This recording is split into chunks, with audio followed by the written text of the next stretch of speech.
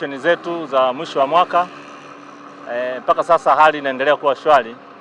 Hata hivyo tumeendelea kuwakamata madereva wote wanaofanya makosa ya usalama barabarani, ambapo leo hii tumekamata makosa mbalimbali ya kuwepo dereva wa serikali akiwa anaendesha gari la serikali akiwa amelewa. Dereva huyu tutamchukulia hatua za kisheria ikiwemo kumfungia leseni yake. Tumekuwa tukishirikiana na LATRA pamoja na kamati ya usalama barabarani kuhakikisha kwamba mkoa wetu unakuwa shwari.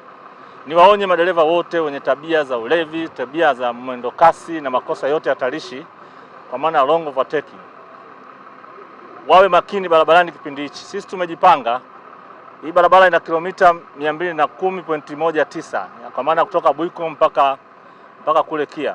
Maeneo yote tumejipanga vizuri, hutakatiza hapa. Nikushauri tu kama una mpango wa kunywa pombe, uache kabisa kunywa pombe, vinginevyo usije huku kaskazini.